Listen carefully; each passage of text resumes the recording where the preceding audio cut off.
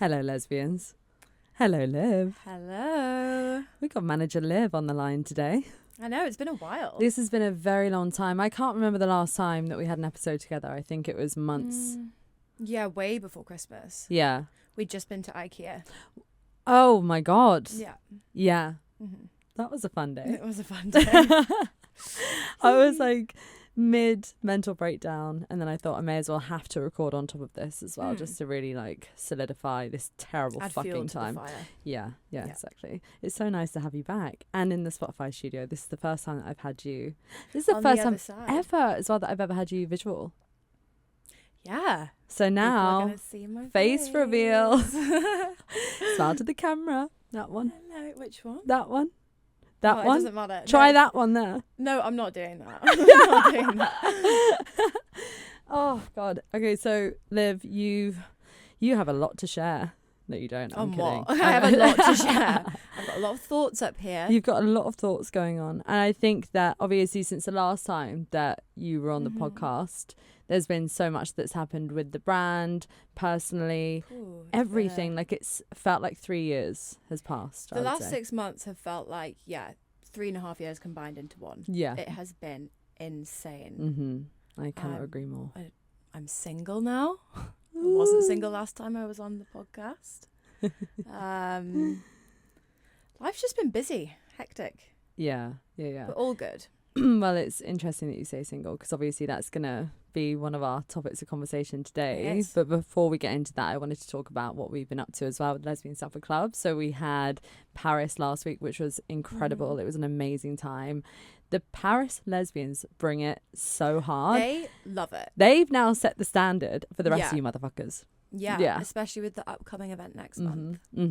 And so we've also got Barcelona, which has just been announced today on the 21st of May. So if you are in Barcelona, or if you fancy just going to Barcelona because it's an amazing city, just come.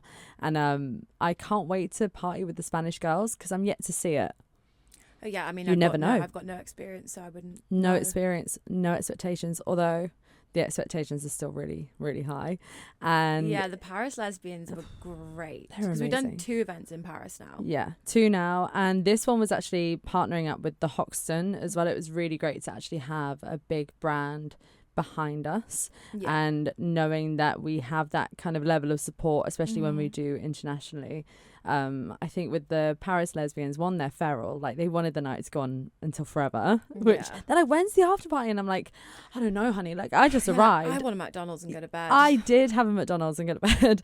Yeah, that's tradition. It's tradition. Every post-event. Yeah, really. post-event, like post-international event, McDonald's in bed. But we also did a live podcast there too, which is like the voices yes. of Lesbian Supper Club. So my great friend Vanille that I've known since I was like 17, she lives in Paris. And I called her up and I was like, I need your help manning the machine. I have a mic, I have a laptop, and I just wanted to hear what the girls had to say at the events, which I think is something we've never done before. I don't think a lot of people knew it was going on. I've not listened to it yet, but do they all speak in French? So 2 speaks in French, Oh, fine. which Vanille is going to translate for us. But Okay. I think it was actually an idea of Scarlett's like way back when, and she was like, Voices of Lesbian Supper Club. I love this because it's like another added element to our events, and we get to have the girls just say whatever they want. I was also, I don't know why, but I was just going around the event the entire time saying what's underrated, scissoring or 69. That doesn't surprise me. No, I know, I don't. You say stuff like that Every single time. day. Yeah. But then it really got me thinking. Somebody tried to argue with me. Saying what? Well, just argue my point. They were trying to say that 69 is underrated. No. What do you think? Wait. I think I would prefer scissoring over. Yeah. 69. Yeah. Yeah. No, I think 69 is overrated. And my argument back to them was, okay, but imagine the dismount. Yeah. Yeah. You've got to think about it. It's a whole thing. Oh, God, just imagine trying to like hop on off that. I think it was something that I did when like I first came out, and in my first relationship I was like, yeah, let's fucking 69. Blah, yeah. blah. But now I'm 69. Yeah. like I just can't. I also think that it's like a logistics thing. Like, how tall are you and your partner? Like, are you going to be licking someone's belly button? Like, what's the crack? I mean, that's quite a stop. Like, height difference. Right, Right. Anyway, back to Paris. It was great. I loved it. Apparently they all love 69ing, and it was a great time. British love scissoring. The French love 69ing. Yeah. There you go. So we're gonna find out what the Barcelonians like next month. I'm gonna figure it out. Gonna suss them all out. Maybe I should have a different question for each. That's a good idea. Or I could just have like a universal. Like, this is me doing research, you know? Like, I feel like I should stick with the same question and bring it to every international event. Yeah. But we have a lot more planned for the rest of this year. So, guys, wherever you are, just write to us and say where you are. And then we'll just try and make it happen somehow. Oh, we're going to be here, there, and everywhere. Here, there, and everywhere. I'm exciting. I'm 100% going to Brazil. And no one is stopping me this year. No, Sao Paulo, Rio. Yeah. Yeah. Done. Well, you are going, so it's fine. Definitely going. Yeah. So another thing that I've been doing as well, I don't know if I've mentioned it on here, is laser. Oh, yeah. I've been with you for this laser journey. The laser journey has been going strong. And honestly, it's one of those things. This is over at Injectual. I go to the one on Westbourne Grove. They've got one in Shoreditch as well. They are incredible. But also because they have clinicians as well, so you feel very safe and you know that you're actually getting the real deal instead of like someone's back room with some needles and a laser machine, and you pay them like dodgy. In cash. No, Injectual are just incredible, and we've been going there like 3 years now probably, and they do all of my Botox, my polynucleotides, my lip flips. You're gonna out yourself now for everything. I actually don't care. I will say I've had lip flip, Botox, polynucleotides. I've had the salmon sperm under my eyes. I've had Botox. I've had Botox in my traps, which is one of my favorite ones. Botox in my jaw. What else have I had? I once had filler in my cheekbones. Those have gone. Oh my God, I forgot about I had that. filler in my chin. That's gone. And I also got laser hair removal, and I've had it literally everywhere. And it is the best thing I've ever done. It does feel like a hot rubber band. But like, I'm really jealous. I want it so much. When I tell you, it's one of those things that I didn't realize I was going to love so much until I had it done.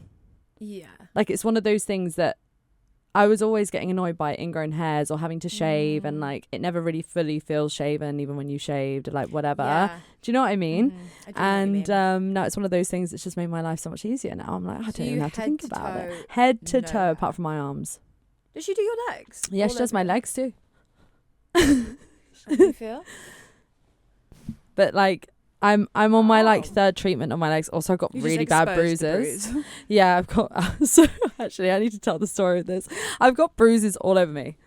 Right. First of all, look at that. Look at that. And then all up my leg. It looks horrendous.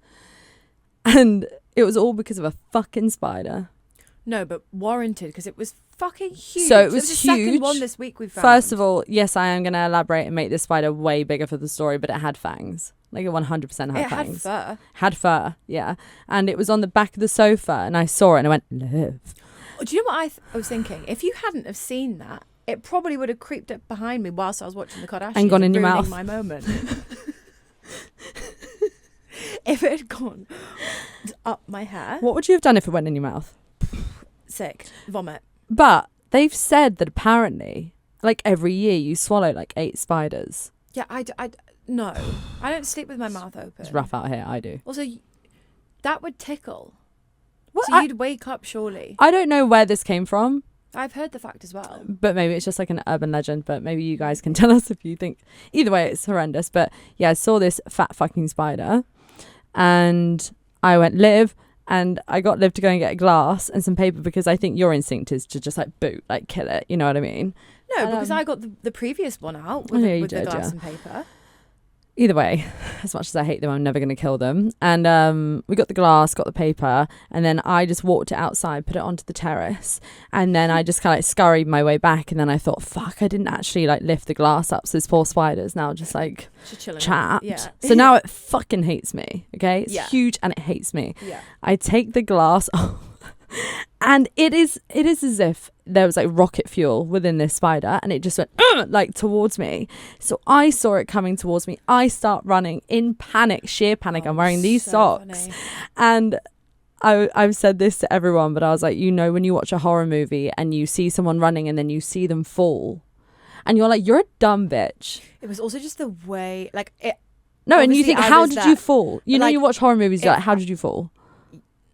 Because you're just fucking stupid the way you run. Yeah, I know, but I'm saying I judge the people in horror movies when they fall because I'm like, why did you fall? That's so ridiculous. Yeah, I mean, Anyway. you shouldn't have. I mean, it looked so painful. It was me. And then I just went flying because I obviously started running and I was in the socks and it was just like a slippery floor. I just went and then I just have this vision of me stacked it. crawling through the terrace doors and getting you to shut it behind me. Like, yeah, you're like, shut the door. Shut the door.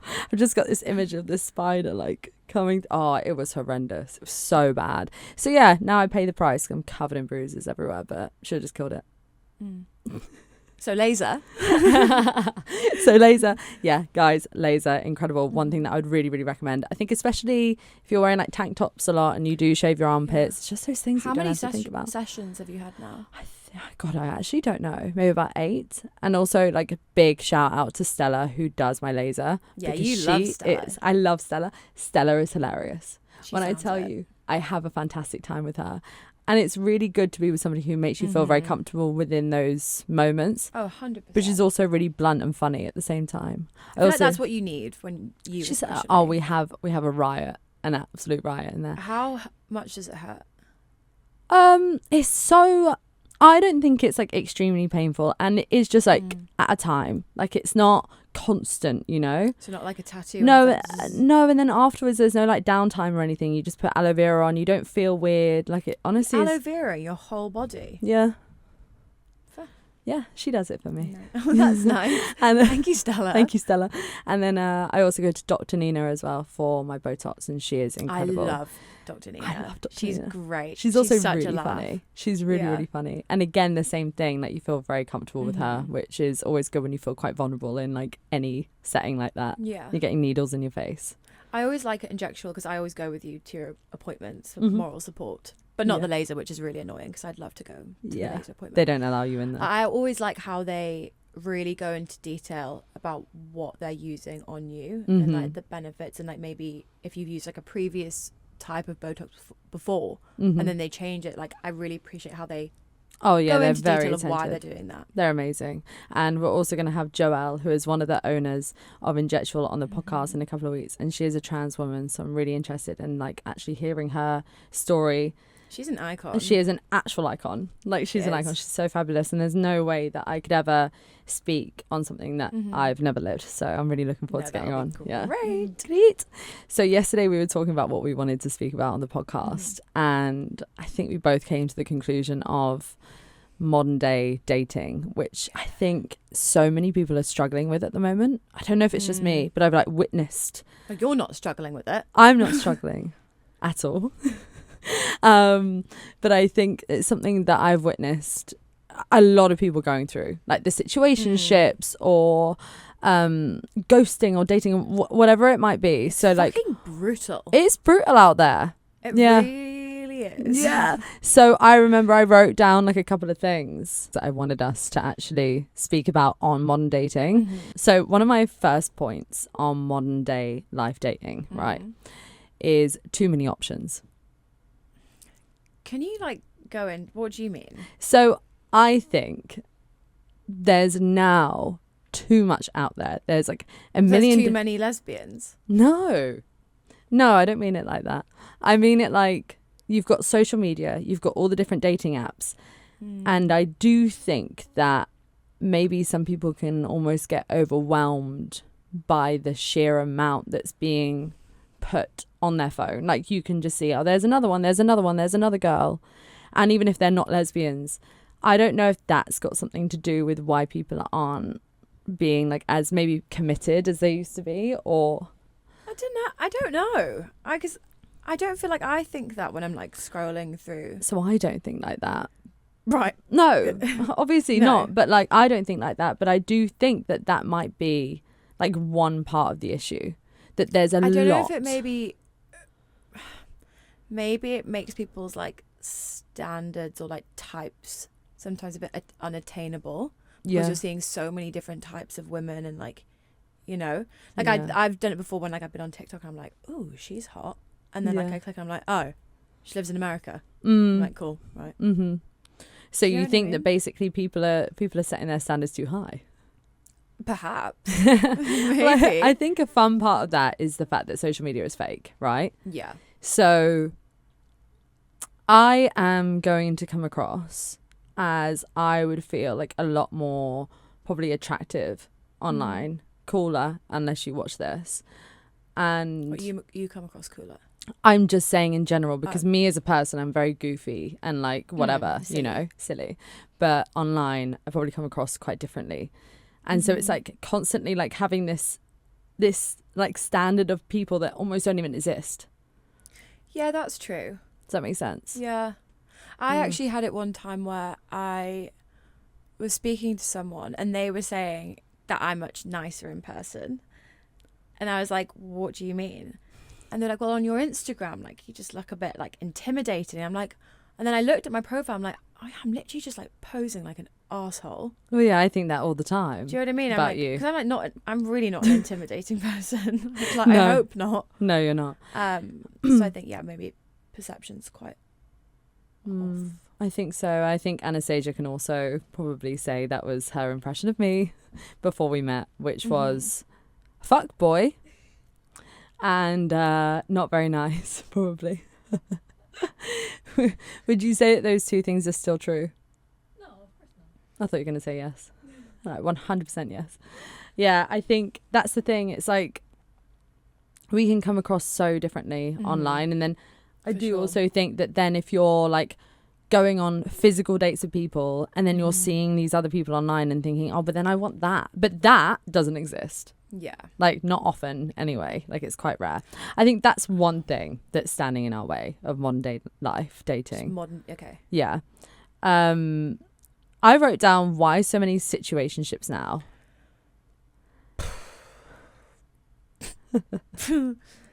I don't know. You don't know. It's a fucking nightmare.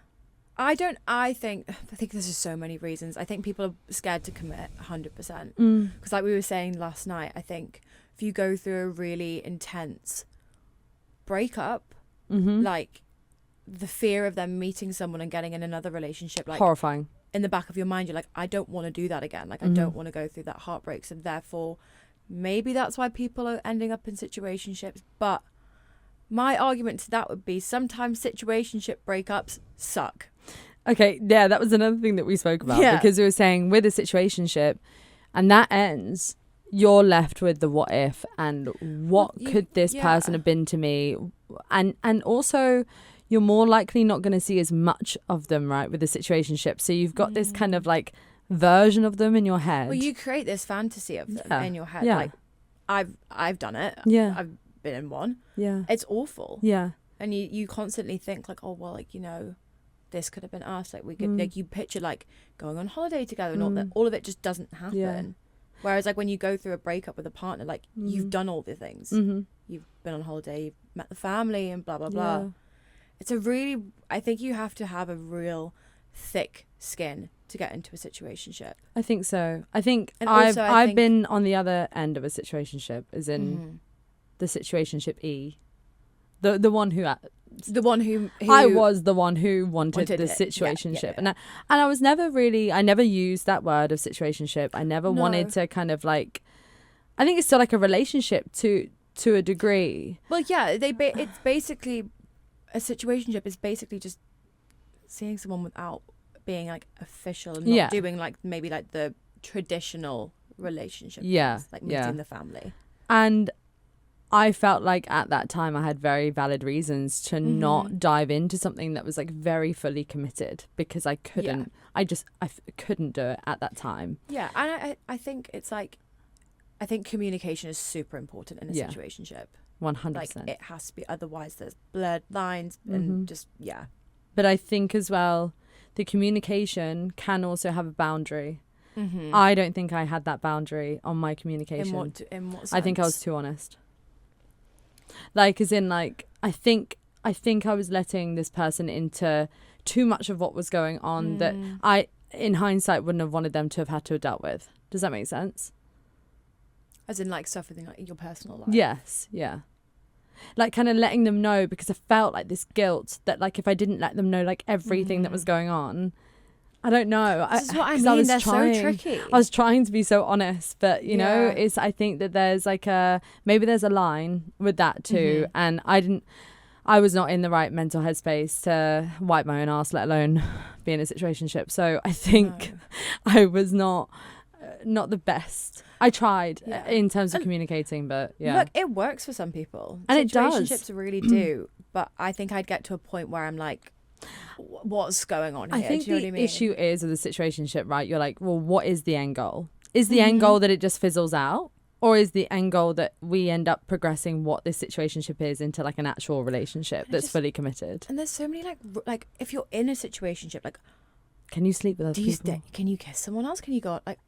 It's so confusing. Yeah, and also like, are relationships moving too fast, and that's why people feel like they want to put situationship on it, because also some people can be so intense when you first get with them, and you're like, no, I don't want that. So therefore, I'm going to have to knock this down a peg and put it to situationship, because the whole U-hauling thing with lesbians is like such a trope that I think that we've glamorized way too much, because I don't think that it's normal. No, I don't think it's normal. No, and I mean, I can certainly say I massively U-hauled in my last relationship, and like, and I think it's overly normalized in our community. Like with the lesbians, they like, it's just a joke, but it's like almost real. if you haven't moved in together within like 6 months, it's like, are you guys okay? Do you know what I mean? It's like, that's actually so not normal. No, it's not normal. No. And like the whole U-hauling thing is always glamorized within lesbians. So it's like very excused. Why? Like, why do you think it's glamorized? I think because it happens so often. There's not a lot of people to fight it because they want to do it. You know what I mean? Yeah, but I think it's easier probably because we're women, like we just feel things so intensely and emotionally, and like when there's two of you, it's just... And it's also like it's easier to blend into like friendship too when it's two women, and like there's not those classic boundaries that a straight couple would have. So I think that it's like easier. But going back into situationships, we also said, if you're on the other end, why are you staying? As in like you're not the person who called the situation. Yeah, and you don't want it. Why are you staying? It's hard. Liv, why are you staying? No, I think... I'm not in it my situation. No, I'm joking. It's hard, like, because like I was saying, you make this fantasy person in your head, and like maybe the thought of it one day being able to progress like is a reason to stay. So that's probably why like you're kind of like holding on to hope of like maybe this will go in that direction. Yeah, I think it's addictive. 100%.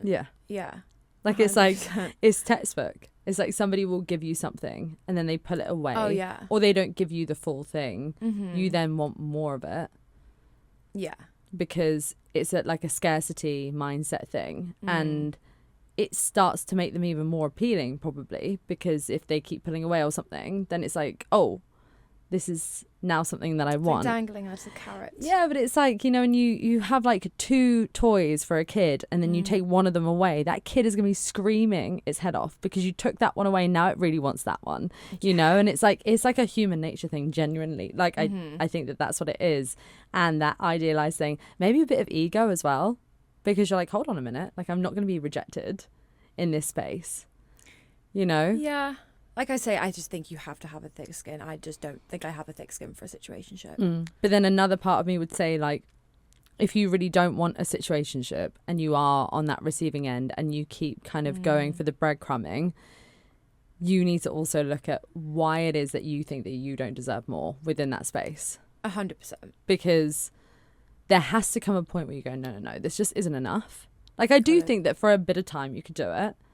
Because you need to see how things progress. And it's like everything is so case by case too, right? You don't know what that other person is going through, yada, yada, yada.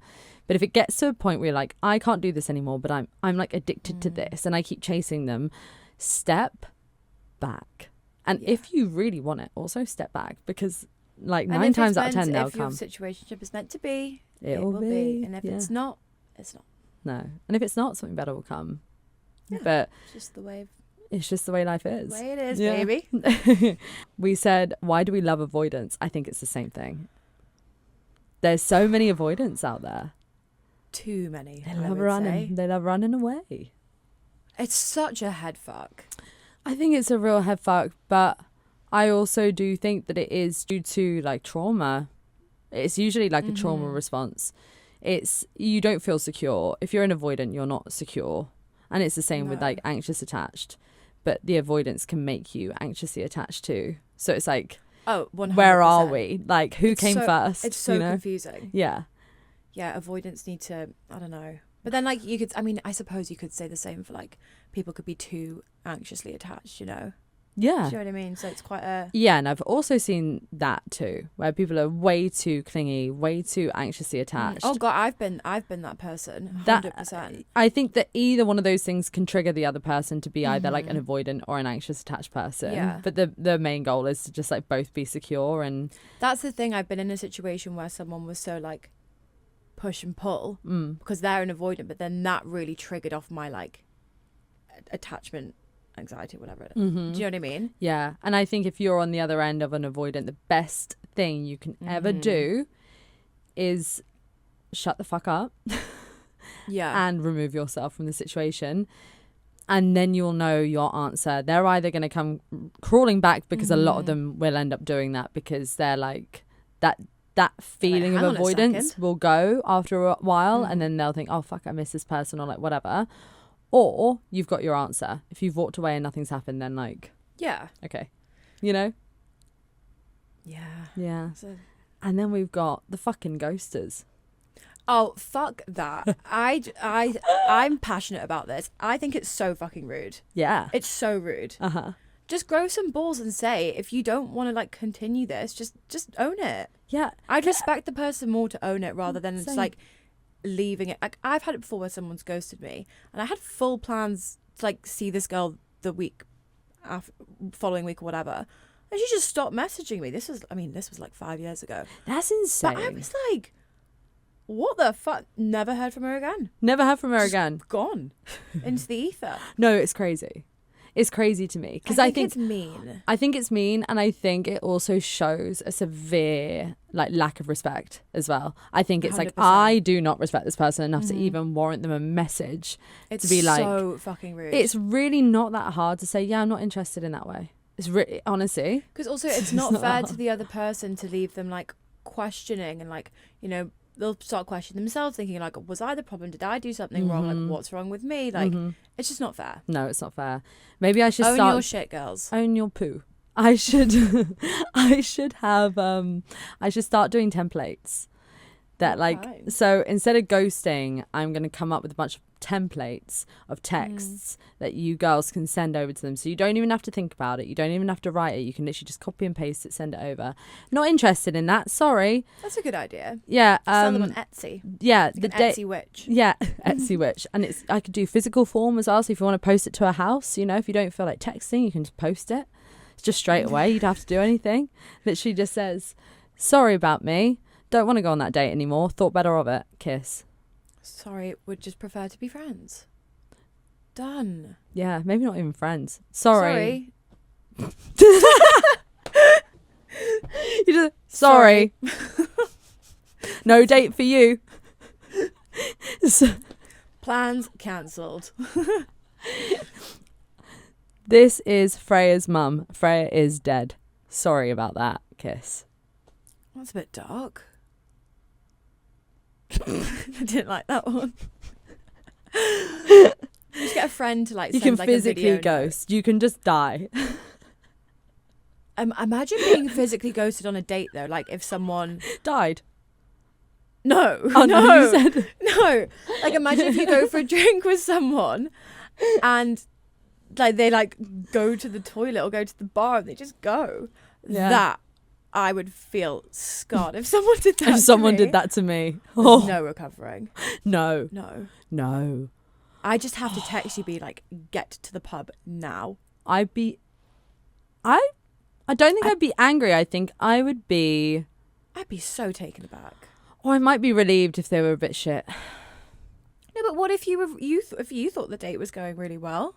I'd have to really, really question my ability of reading situations. If I thought the date went well and she's gone off to the toilet and she's left, clearly there's something missing in my brain that analyzes the situation correctly.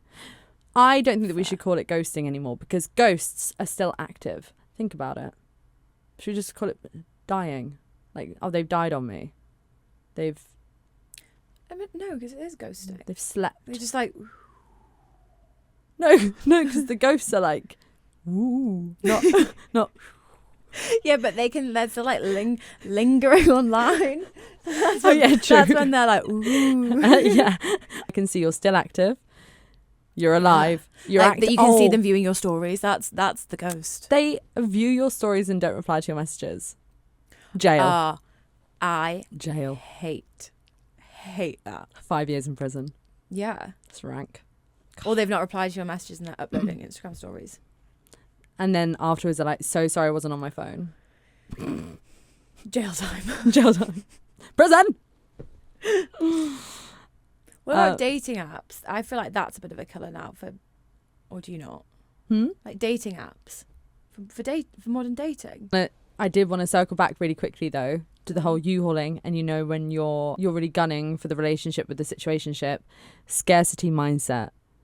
So going opposite from what I said at the beginning, where I was like, there's too many options. I also think that like there's kind of like a lack of like maybe good options, where people are like, no, this is my person. So I think that when they do find someone that like matches what they want in terms of personality, looks, whatever it is, it's then like, oh, I'm going to cling on to this because of that scarcity mindset. You're scared you won't find anyone else. that you're not going to find somebody else that matches that, because obviously the pool is way smaller, right? Whereas in the straight community, it's like everyone, but in the lesbian community, the pool is small, right?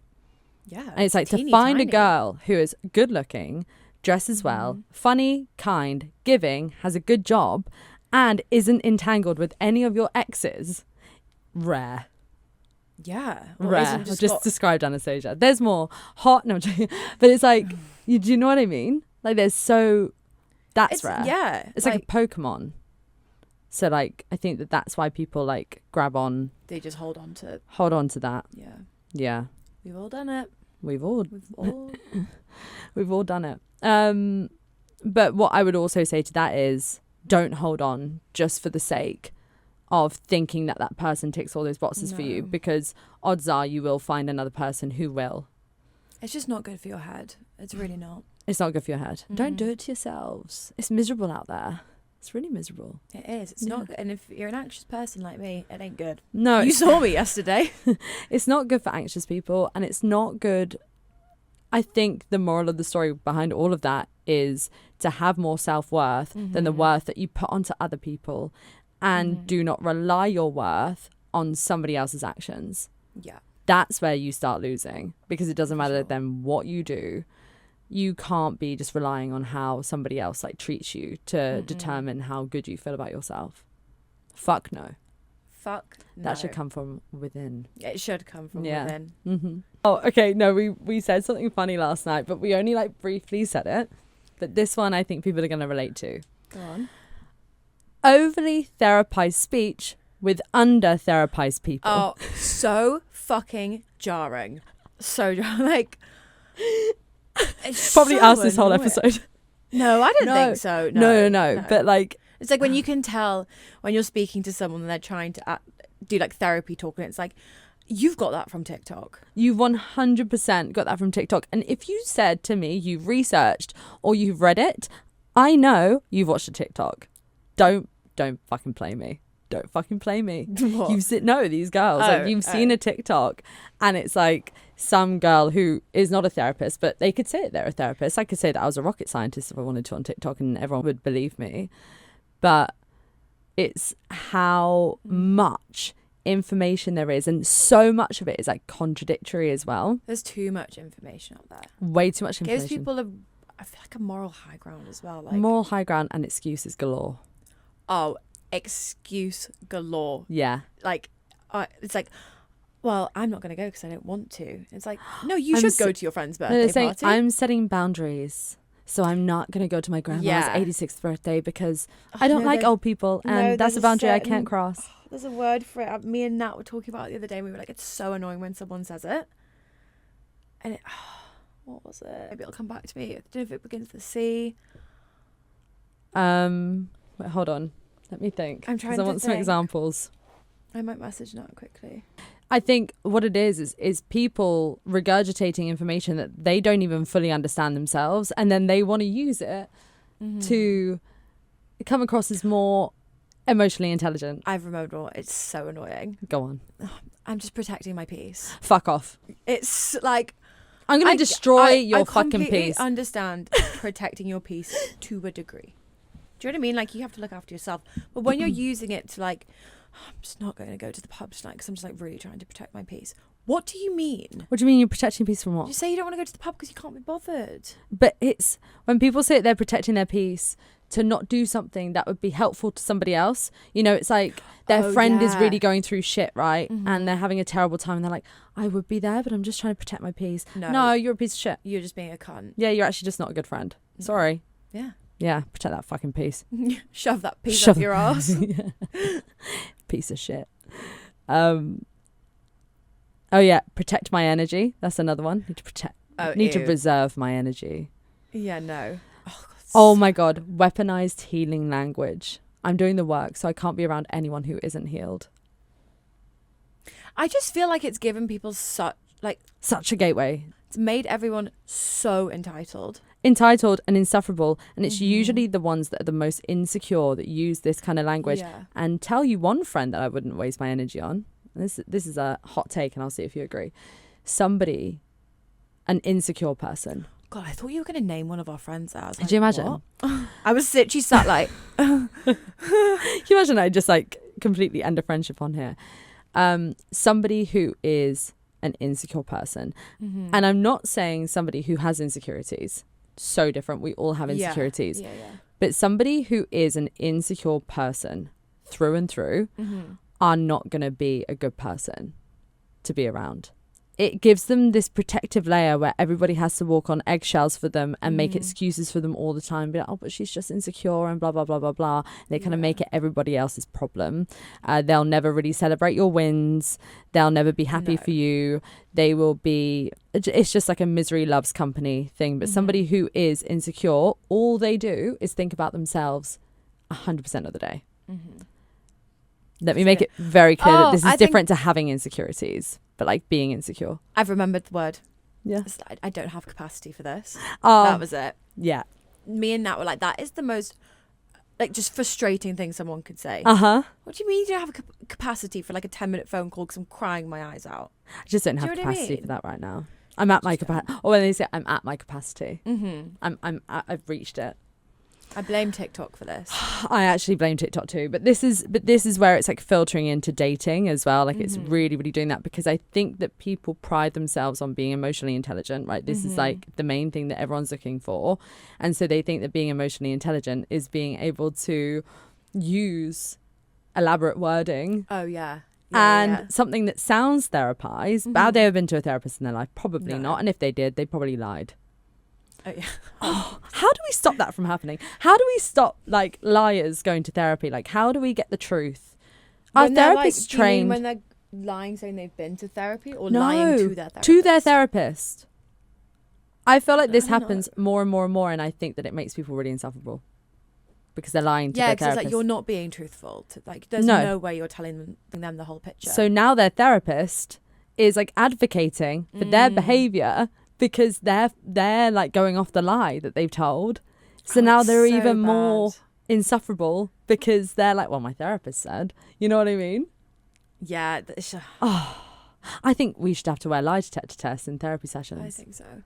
Yeah, but I do agree with the emotionally intelligent thing now with dating. It's just exhausting. I'm immature.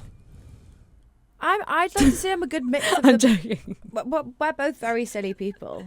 No, but I know. I feel like we are also like I feel like I've got a level of emotional maturity, but like, do you know what I mean? Yeah. I think I'm not sat texting someone like doing bullshit long language just to like look at it. Like, just say it how it is. No, I think that you can be emotionally mature and emotionally literate, but also a big part of that is being mindful to the ways in which you fall short within that space too.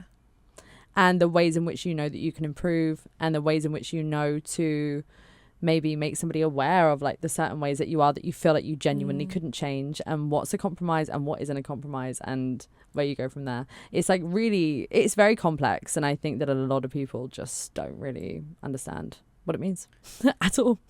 I don't. And we're all using it. Dating is complicated. Yeah. And I just can't imagine what it's like going to be like for even younger generations, to be honest. I feel like now as well, like a lot of single people who I talk to, they're like not on dating apps. Like I fucking hate them. I hate that I'm not on any dating apps because I can't stand them. But I think that I find it so soulless. Yeah, that's the word. Like you're just scrolling.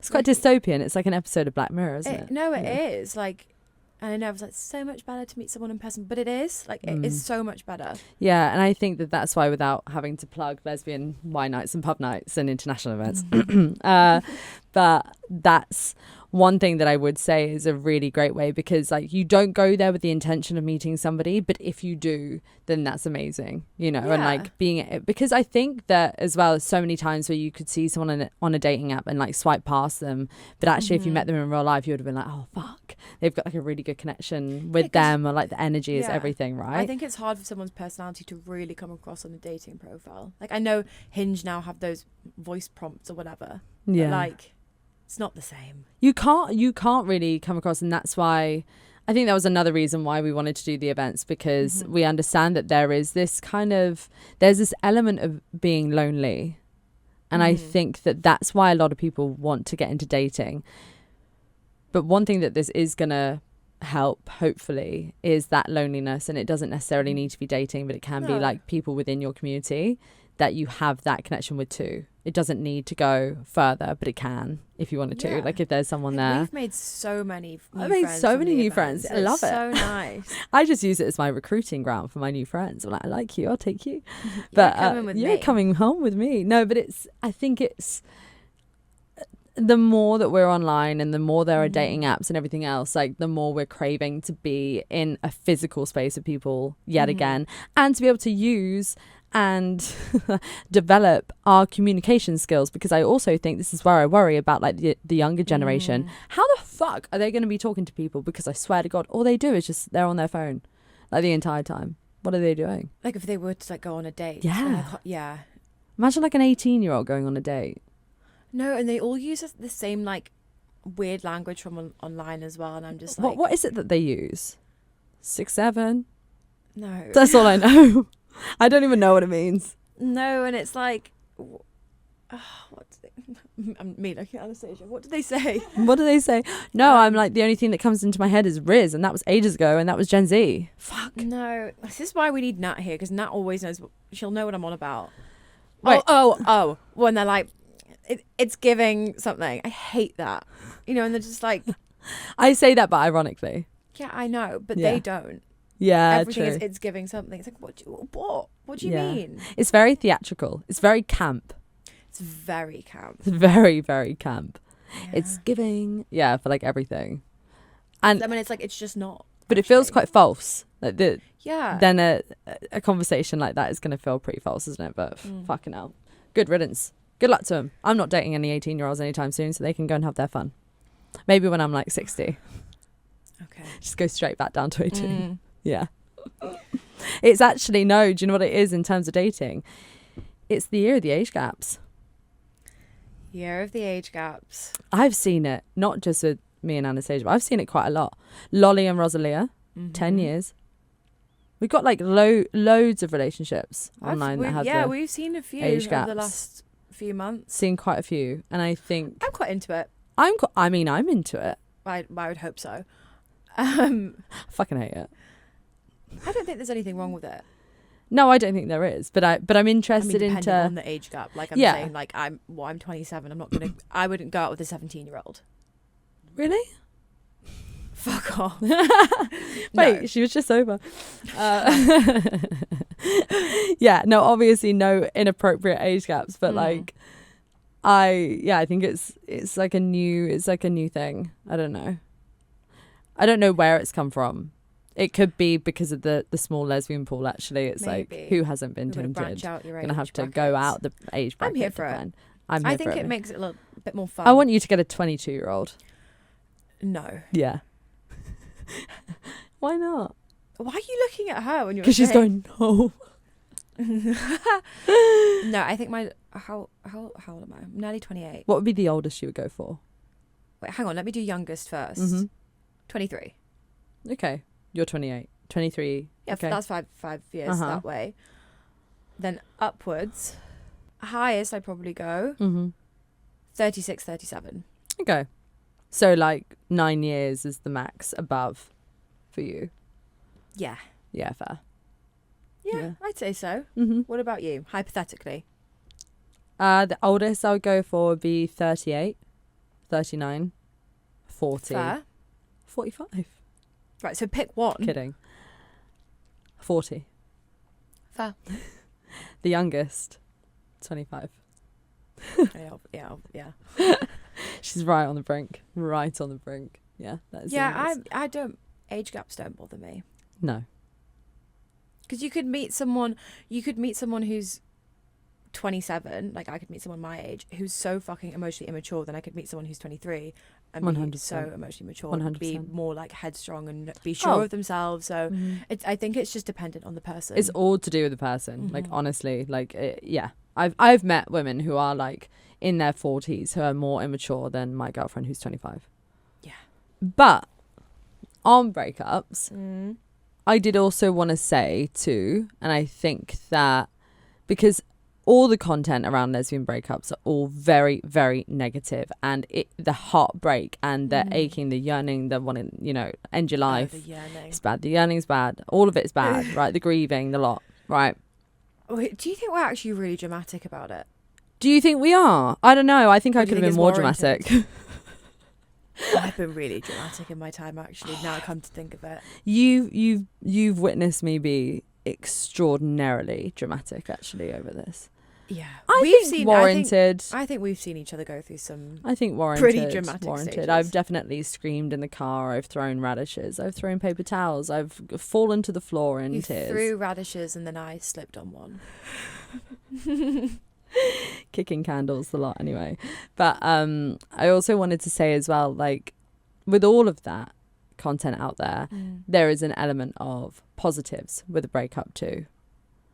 That should I talk about mine? Yeah, that I don't think is ever discussed. No. At all. And I don't think people think that there is like a possibility for that too. I think so. I mean, the relationship that I came out of in October, I didn't expect it to. I mean, I was the one who ended the relationship, as you know, and it wasn't something I kind of envisioned was going to end at that point in time. But, during that period, it was a lot of like, oh, is this actually working? Is this right? Maybe it's not. Like, it doesn't necessarily mean something big or explosive has to happen in order to break up with someone. I think it was more just like you take a step back for a moment and kind of like look at it from an outside lens. And it's like, maybe we're not right for each other, and that's also okay. And I remember at the time being so scared to do it because, one, like, I never want to hurt anyone. Like, I've always been on the receiving end of like I've been broken up with. I've never been the broken upper. Yeah. And like it was awful because like I don't want to see anyone upset. No, it's not nice to be on that side either. But I think once I'd done it and got through like some bits and bobs, it was 100% like, this is no disrespect to the girl at all, but like it definitely was the right decision. And I think like probably anyone would agree as well.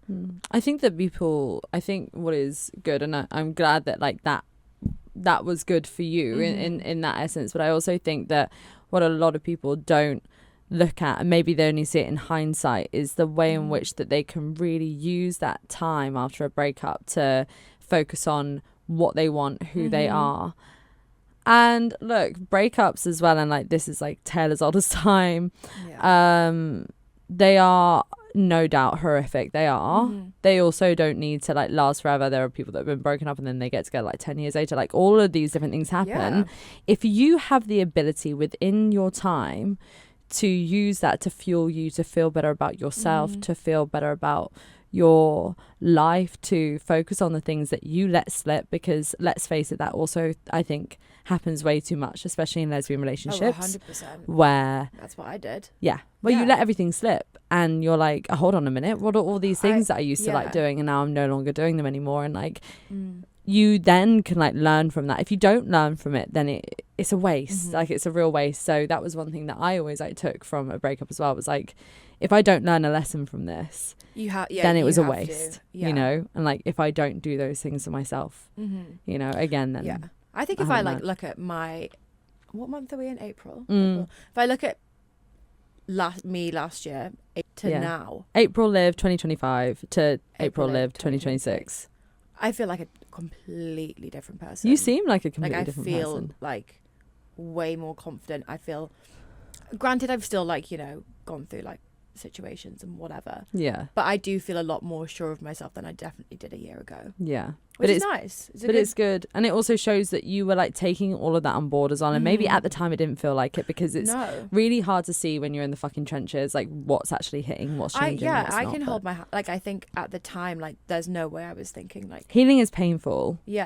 Healing is really, really painful. It's that's coming out of it and be like, oh fuck, like I actually did, like, you know. I think that's one thing that people don't talk about enough. Healing in itself is really fucking painful. Think about when you cut yourself and your skin is fusing back together. That fucking hurts, right? It's hard. It's really hard to like kind of sit with yourself and go through the emotions and just like really feel everything. It's really hard, and it's something I definitely struggle with doing. And I think as well, because with lesbian relationships, like we said, it becomes everything, right? So it's then like your whole world feels like it's like stripped away from you, you know, and that then if people start to grasp, who am I? Where am I? I don't know what the fuck I'm doing. It's like you've lost your right arm. Yeah, exactly. Yeah, but I mean, so the positives can happen. Yeah. And then also the joy of getting the ick. If you ever get the ick. We said this yesterday, didn't we? If you ever get the ick with somebody that like you really wanted to like get over, or like, you know, and it happens. So good. It is so good. Bliss. The fucking joy beautiful. of the ick. The joy of the ick. Getting the ick with somebody that you wanted to get the ick with is a fantastic feeling. Where all of a sudden you're like, oh! You're like, hang on a fucking second. Oh. You're like, ooh. Ooh. You then become the ghost. Ooh. Yeah. Ooh. You're like, I thought you were hot shit. Now you're just shit. Yeah, now you're just shit. That's I'm not saying like getting the ick thinking, oh my God, you're fucking ugly. Like, it could just be something they do. Yeah. And you're like, no, thank you. They could literally put their shoes on wrong and I'd be like, that's rough. Like once you got the ick, it's like everything they do then gives you the ick. It's game over. Yeah, it's game over. You cannot unick an ick. No, you can't unick an ick. No. You really can't. But you know what? It's quite funny though. You know when people say like, what are your icks? I don't think I could sit and reel them off to you now. I think it just happens when it happens. It happens when it happens, and it happens with the person. It's like the person has to give you the ick. It's like, you know? Yeah. And I also, it's just wrong. It's just wrong. But yeah. Love it though. Okay, moving on. So I've been seeing on TikTok recently where people are doing princess treatment or bare minimum. And basically what this means is you have a list of things that you roll off that you have in your mind, whether you think it's princess treatment or whether you think it's the bare minimum that you deserve in a relationship, okay? Or the other person deserves in a relationship. So I'm going to see what you think of mine. Okay, go on. And you've got some as well, right? Yeah. Yeah, okay, great. Okay. Is this princess treatment or is this bare minimum? Giving a massage whenever asked. Bare minimum. Bare minimum. 100%. Yeah. What's wrong if you didn't want to give... Yeah. That's not princess treatment. My partner, give me a massage. like, give me a massage, and they're like, no. I'd be like, what's your problem? Yeah. Do you hate me? Literally. Never touching the body again. No, yeah, bare minimum. Okay. Walking you home after a date / getting you an Uber. Bare minimum. Yeah. Bare. Yeah. Below minimum. You can't just see someone off on the tube. See ya. Like, bye. Peace out. Yeah. Like, walk them home if you're in the same area, but then if you're like not going home together, Uber. I think that goes for like, I think if someone was like staying over at my house and they were leaving, they had to travel far, I'd get you an Uber. Yeah. Bare minimum. Agreed. Hard agree. Come on then. Getting flowers just because. That's one of mine. Really? Yeah. Ah. Bare minimum. I fucking love flowers though. I just think it's such a nice gesture to do. It's a really nice gesture. Don't overdo it. I think it's not either. I think it's both to me. I think it's bare minimum, but also kind of like it's a bit above minute. Like, do you know what I mean? It's level good. That. I wouldn't say it's princess treatment, but I wouldn't say it's the bare minimum. What do you think? Okay. It is bare minimum. I think especially if you know your partner loves flowers. Yeah, true. Like I love flowers. And actually, no, I take it back. And I will shout out all my exes now. They didn't bother to get me flowers. All of them. Wah, wah, wah. Yeah, Wah, no. wah. Wah, wah. Yeah, I think flowers can be like an overarching thing. Like if, you know, there's something you really like if you weren't asked about flowers, for example. Yeah, no, I think it is actually bare minimum because, I mean, it just puts a smile on you should their do face. it. It's a Yeah. nice thing to do. Yeah. No, I agree. Okay, I take it back, Okay. girls. Okay, yeah, Okay. sorry, yours. Sharing location.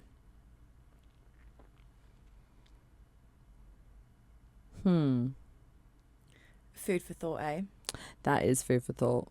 Do you two share location? No, I didn't think so. I think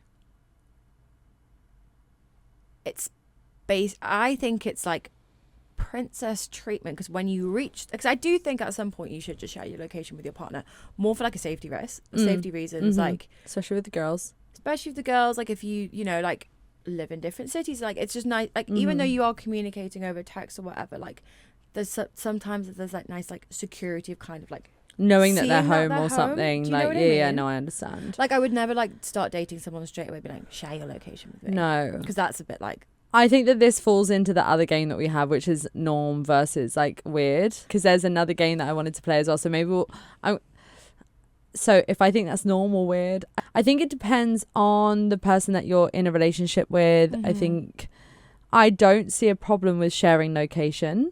No. But No. But would you have a problem if you asked your partner to share their location and they said no? No. Why?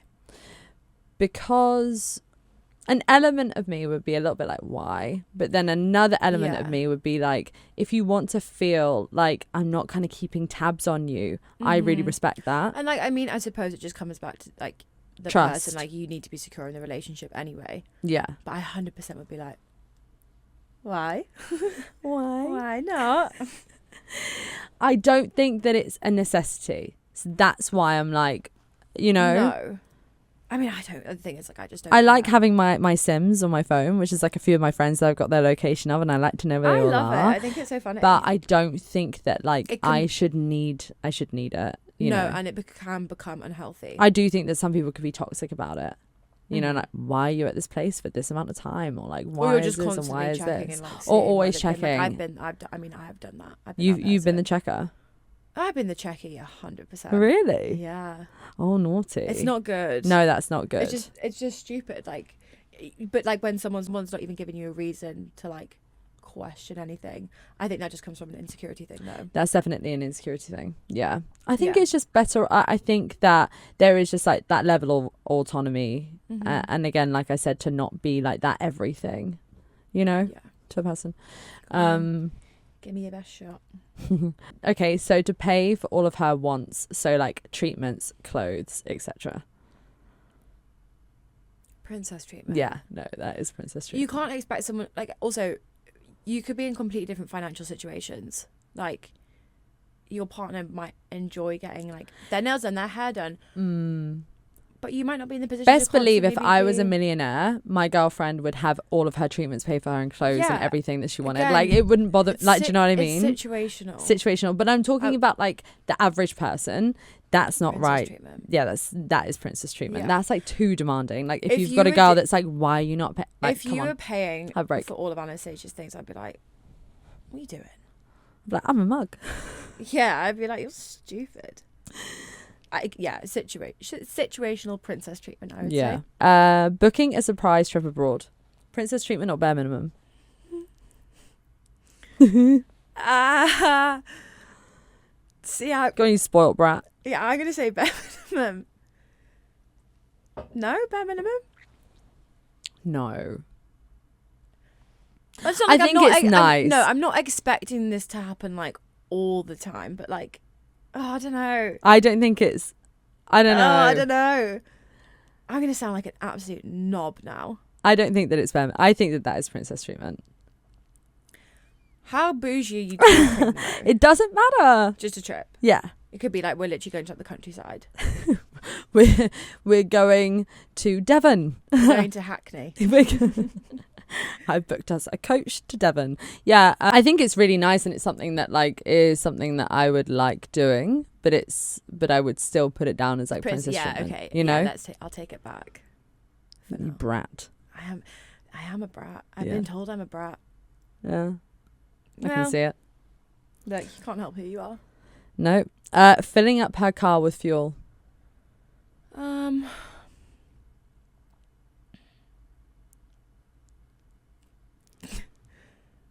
It depends on how often. It depends on how often. Again, I'm going back to the financial situation. True, but it's one of those things that, like, if, for instance, I was driving Anastasia's car and I was like driving it around, and then I just felt like as like a nice gesture to like fill up her car with fuel, that's definitely something that I would do, and I would kind of count that as like a bare minimum. I would say that's bare minimum 100%. If I've been using your car, I'm going to... No, I've literally just like popped somewhere in the car, but then I've noticed that like she's running like a little bit low on fuel, but like I give her a whole tank because I'm like, here you go, just have the tank, have fun with it, have fun with your petrol. Again, I'm just trying to be level-headed. I'm going to say it's situational. Bare minimum. No, because what if it was like towards the end of the month, right? And you know, scrimping your last Okay, bit yeah, of pay. different. Yeah. Yeah. Like, I wouldn't expect my partner to do that. No. Or how about physically getting out of the car to pump the fuel for her while she's in the car? I fucking love that. I love it. Love that. Love it. I'd love someone to do that for me.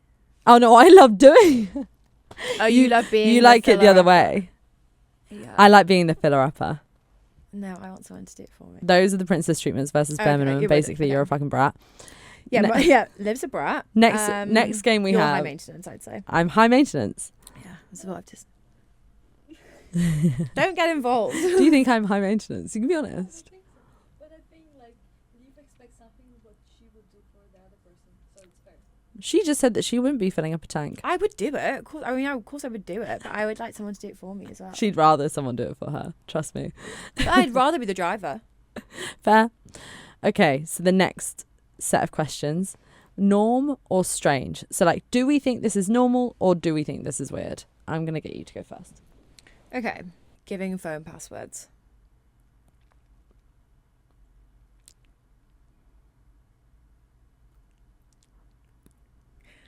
What's with the pause?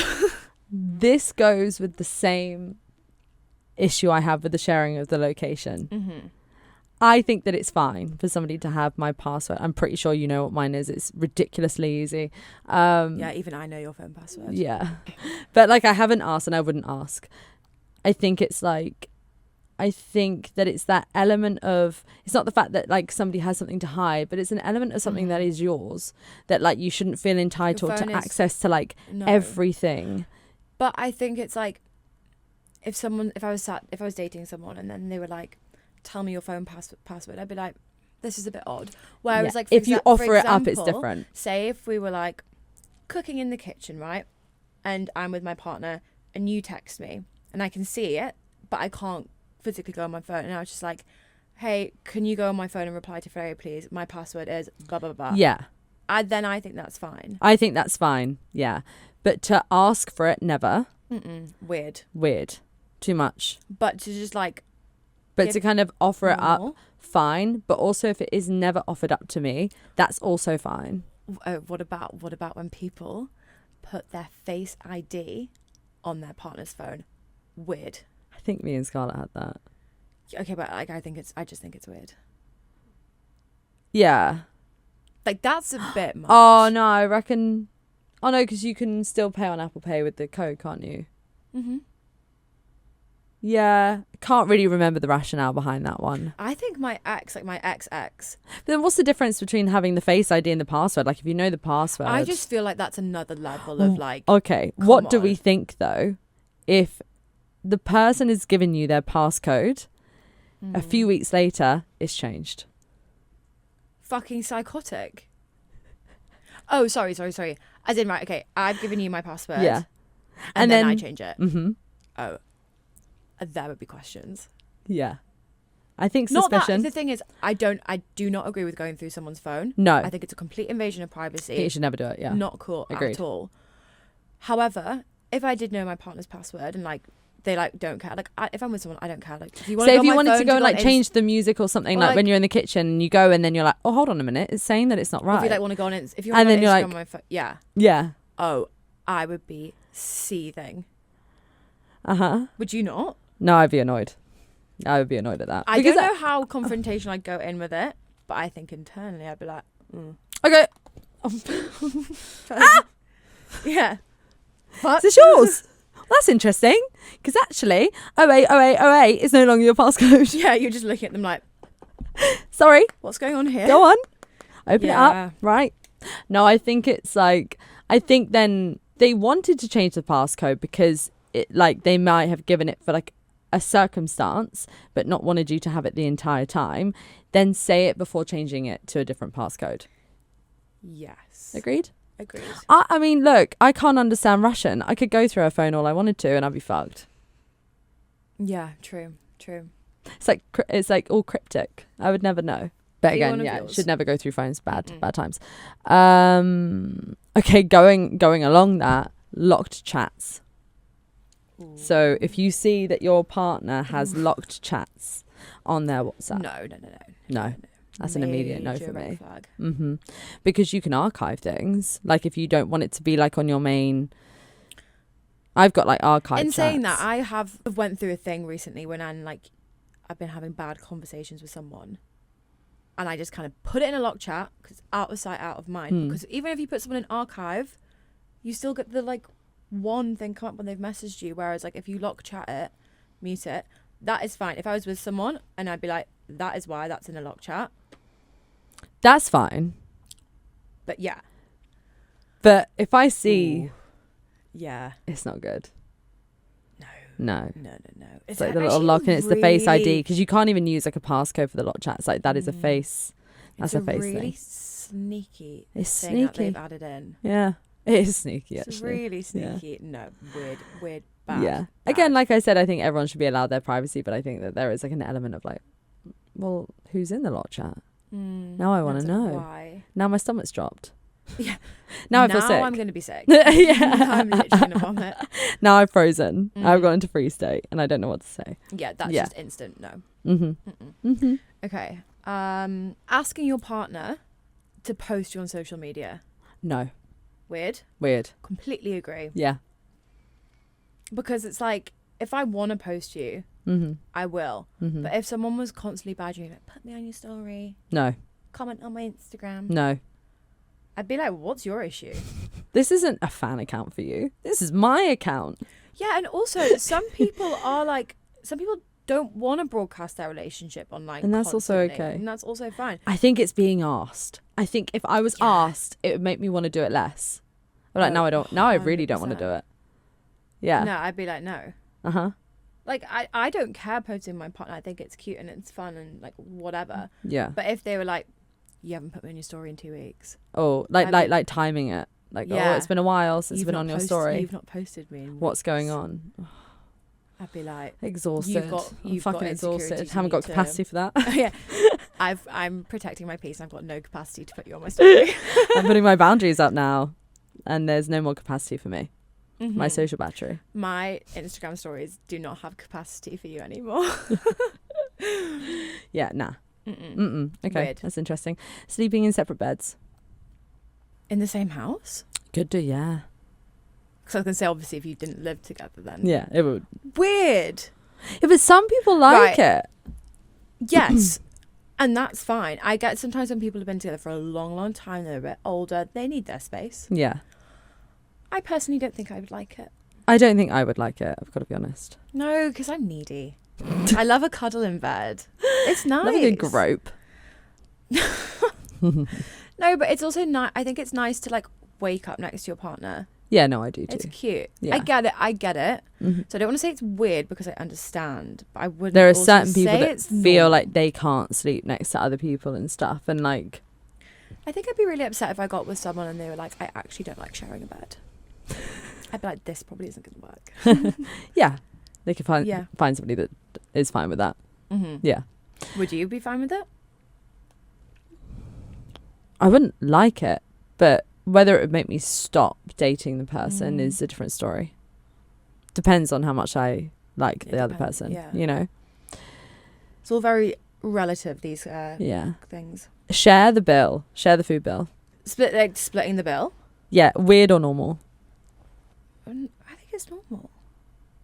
I wouldn't say it's weird. I don't think I ever split the bill With who? with a food bill, like on a date, or like with a girl, with like a girlfriend. Okay, It's either or. But because actually I've seen you say, right, say we're out with a group of friends, right? Yeah. There's loads of your partner's there, and it comes to splitting the bill, and it's quite high. I know for a time when we've been at Lisa's with like all of our friends years ago, Mm-hmm. and like we were getting the bill, and like you've just like she tapped for hers, and then you tap for yours. Maybe sometimes, but then sometimes I tap twice. So it's like Yeah. still like split by that amount of I people, and then tapping, like I'll like pay twice. I think I don't I don't want to I wouldn't say that it's weird, but it's not something that I often do. But I wouldn't be offended if it happened. No. So we're on a date. Mm-hmm. Bill comes, Mm-hmm. and they're like, shall we split it? I don't think I would ever do that. I say no. I would either just be like, if they said, shoot. The thing is, I feel like if they're asking to split it, maybe it's because they can't afford to pay the whole bill. So then therefore I'd just be like, True. I got it. Yeah. Do you know what I mean? Yeah, because otherwise they're just going to be like, I got this. Mm-hmm. You know? Yeah. Yeah. But then it's important to like take turns. Yeah. And we get asked this all the time. They're like, who should pay on a date? People ask us that loads recently. I get asked it constantly. Like, it's crazy. I would just say the person who's decided on the restaurant and decided on the date should be the one to pay. Yeah. Because Yeah, you yeah, don't yeah. want to like, you don't want somebody to be choosing the fucking Ritz and then No. you turn up because they've chosen the Ritz and then you have to be like, you have to pay like £1,000 for a bill. Oh, it's like if someone said like, I'm going to take you, let's go on a date to Dorian, for example. Yeah, let's go on a date to Dorian. I'd be pissed off. Like if somebody had said, Yeah. let's go to this really expensive restaurant. Mhm. And I'm going to like, let's go. I'm asking you out on a date. And then I end up paying the entire thing. No, That's cheeky. it's cheeky. It is cheeky. What do you want? You just want a nice meal. Yeah. Just wanted to be treated nicely. Yeah, Okay. no. Spending every day together. Again, obviously different if you're like been together with someone for a long time, you're married, whatever. Yeah, true. Yeah, I think situational. Mhm. Situational. Definitely. But I don't think that it should be like... I don't think it should be normalized though. Like, Yeah, no. And I think that people should have their like own separate lives too, their own things going on. because I think that's the problem. Like, especially with lesbians, like you just kind of become intertwined in every single element of their lives. It's like, no. Like you should have your own friends. I've got my own friends. Yeah. We can intertwine every now and then, Yeah. but let's also. Yeah. And like separate jobs and all that kind of stuff, you know. Mm-hmm. Just like having that difference It's is always nice important. as well to have the difference because then when you go home to one another, You can talk about it. different things. Yeah. Exactly. Oh, I agree. Interesting. Okay, so kind of on the flip side of this, very easily kind of like spending a week apart for no other, like there's no long distance relationship, just like every like so often, probably like every other week, just like spend a week apart and then be like, oh, I'll see you on the Sunday. Ooh, I'd hate that. And they never say they miss you. Oh, fuck that. No. I would like, look, I get, say if you don't, especially if you don't live together, right? I wouldn't say it's normal to have like sleepovers. I'm saying sleepovers like a child. Yeah. To have like sleepovers every night. I don't think that's good. I don't think that's healthy. However, if we didn't live together, and then my partner was like, see you next week. It was like a whole week apart. I'd be like, why don't you want to see me? Not saying you have to see me every single day, but even like 2 or 3 times. Yeah, no, I wouldn't like that. I would hate that. I would like, okay, you don't want to see me enough. No. No. Like, what's the matter? No, it's weird. Weird. Very weird. Fucking weird. You motherfuckers. Fucking weird. Okay, we've spoke about this one before, but I'm going to bring it back. Reusing sex toys. Reusing sex toys.